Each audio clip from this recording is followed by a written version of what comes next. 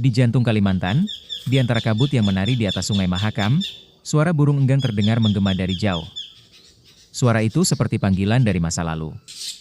Konon, bila enggang bersuara 3 kali berturut-turut, itu pertanda bahwa arwah leluhur sedang berbicara. Dan malam itu, hutan benar-benar hidup. Masyarakat Dayak percaya, di balik nyanyian burung enggang, tersimpan pesan dari seorang pangeran yang hilang ribuan tahun lalu. Pangeran Burung, sang penjaga antara langit dan bumi. Tapi, apakah ia benar-benar pernah ada? Ataukah hanya simbol dari peradaban kuno yang hilang di telan waktu? Kisah ini akan membawa kita melintasi kabut legenda, menggali rahasia arkeologi, dan menelusuri jejak kerajaan yang mungkin menjadi salah satu peradaban tertua di Nusantara. Sebelum lanjut ke cerita, klik tombol subscribe, like, komen, dan nyalakan lonceng notifikasinya agar tidak ketinggalan cerita-cerita penuh sejarah dan budaya lainnya. Oke, lanjut ke ceritanya. Legenda Pangeran Burung sudah hidup jauh sebelum tulisan dikenal di tanah Borneo. Dikisahkan bahwa ia bukan manusia biasa, lahir dari persatuan antara Dewi Langit dan manusia bumi. Ia membawa pesan perdamaian, menyatukan suku-suku yang dulunya saling berperang. Burung enggang menjadi lambang kebangsaannya, bulunya dijadikan mahkota, dan setiap ukiran di rumah panjang menceritakan kisah kepemimpinannya. Namun anehnya, di antara ratusan mitos suku Dayak, hanya kisah Pangeran Burung yang memiliki pola sejarah, nama tempat yang nyata, jejak kerajaan, dan peninggalan yang tak bisa dijelaskan oleh dongeng belaka. Beberapa peneliti menemukan pahatan batu di pedalaman Apokayan yang menggambarkan seorang pemimpin bersayap, mengenakan mahkota mirip burung enggang, dan di bawahnya, simbol matahari, bulan, dan bintang. Simbol yang sama ditemukan di Kalimantan Timur, di tepi sungai Tiong Ohang, dan juga di dekat perbatasan Sarawak. Terlalu jauh untuk kebetulan.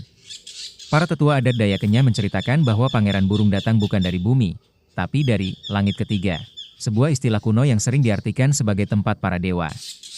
Namun bagi sebagian arkeolog modern, istilah itu bisa saja bermakna lain, tempat tinggi di atas awan, dataran pegunungan yang menjadi pusat peradaban awal Dayak. Sebuah teori berani pun muncul. Apakah langit ketiga sebenarnya kerajaan purba yang berdiri di puncak gunung, jauh sebelum kerajaan Kutai dan Banjar berdiri? Apakah Pangeran Burung adalah raja pertama Kalimantan, penguasa yang mempersatukan suku-suku awal sebelum sejarah tercatat? Bukti mulai muncul.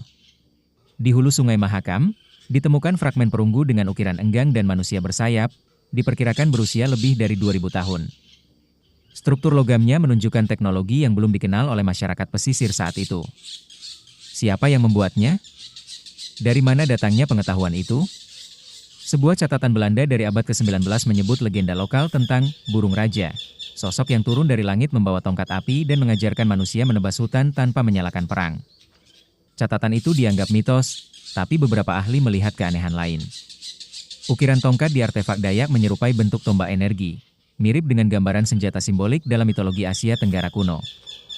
Dan kemudian, muncul cerita yang lebih mengejutkan. Di antara suku Dayak Modang, ada ritual rahasia yang disebut upacara sayap api.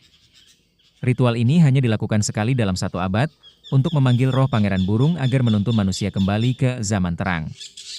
Beberapa tetua mengaku saat upacara itu dilakukan, awan membentuk siluet burung raksasa di langit dan petir menyambar tanpa hujan.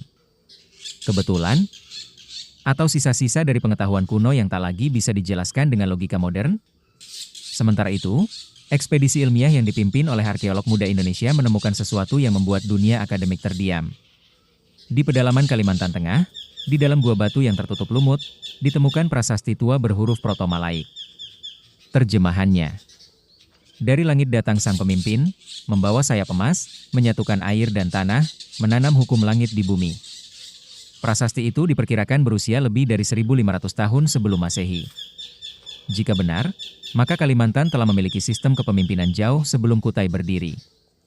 Dan, sayap emas, dalam prasasti itu mungkin bukan hanya simbol, melainkan lambang kerajaan yang memerintah dari langit tinggi, mungkin dari Gunung Suci yang kini tak lagi dikenal. Beberapa ahli menyebut kerajaan ini dengan nama Tanjung Langit, kerajaan purba yang disebut-sebut dalam lisan Dayak sebagai tempat asal semua kepala suku pertama. Namun setiap kebenaran punya bayangannya sendiri. Ada bagian dari legenda yang selalu disembunyikan, kisah kejatuhan sang pangeran. Konon, setelah mempersatukan suku-suku, Pangeran Burung mengkhianati janji kepada leluhur langit. Ia jatuh cinta pada manusia biasa, seorang putri pemburu hutan. Dewi Langit murka. Hujan tak turun berbulan-bulan, sungai-sungai mengering, dan burung-burung enggan terbang pergi dari hutan. Dalam keputusasaan, Pangeran Burung naik ke gunung tertinggi, mengulurkan tangannya ke langit, dan berjanji. Jika bumi harus kehilangan airnya, biarlah aku menjadi hujan untuknya. Malam itu, petir menyambar gunung. Api menelan puncaknya.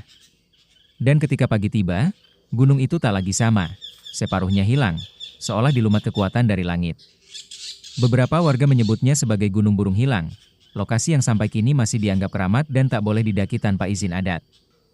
Apa yang sebenarnya terjadi pada Pangeran Burung? Apakah ia benar-benar naik ke langit dan menjadi roh penjaga hujan? Ataukah ia sekadar korban dari bencana alam yang kemudian didewakan dalam cerita rakyat? Yang pasti, jejaknya masih hidup di darah keturunan Dayak. Motif enggang tetap diukir di setiap rumah panjang. Tarian hudok masih memanggil roh langit setiap musim tanam. Dan setiap kali hujan pertama turun, anak-anak Dayak diajarkan mengucap satu kalimat. Terima kasih, Pangeran Burung, engkau kembali memberi kami hidup. Namun, penelitian terakhir dari LIPI dan Universitas Leiden membawa fakta yang mengguncang. Analisis isotop batu dan karbon dari artefak sayap emas menunjukkan bahwa unsur logamnya bukan berasal dari Kalimantan, bahkan bukan dari Asia Tenggara. Kandungan nikel dan meteoritiknya sama persis dengan bahan logam luar atmosfer, batu angkasa. Artinya, benda itu benar-benar datang dari langit. Dan jika artefak itu milik Pangeran Burung, maka legenda tentang Raja dari Langit bukan hanya dongeng. Mungkin, Pangeran Burung memang datang dari langit, entah sebagai dewa, entah sebagai manusia pertama yang membawa pengetahuan dari luar dunia ini. Sampai hari ini, ketika burung enggang terbang di atas kabut Kalimantan, suaranya terdengar seperti bisikan masa lalu. Aku tidak pernah pergi. Aku hanya menunggu kalian mengingatku kembali. Terima kasih sudah menonton sampai akhir. Jangan lupa like, comment, share, dan subscribe agar tidak ketinggalan cerita menarik lainnya.